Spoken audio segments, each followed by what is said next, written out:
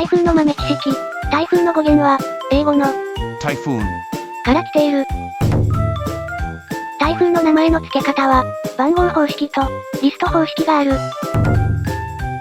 北西太平洋または南シナ海で発生した台風は、日本を含む全14カ国で構成された、台風委員会が名称を定めている。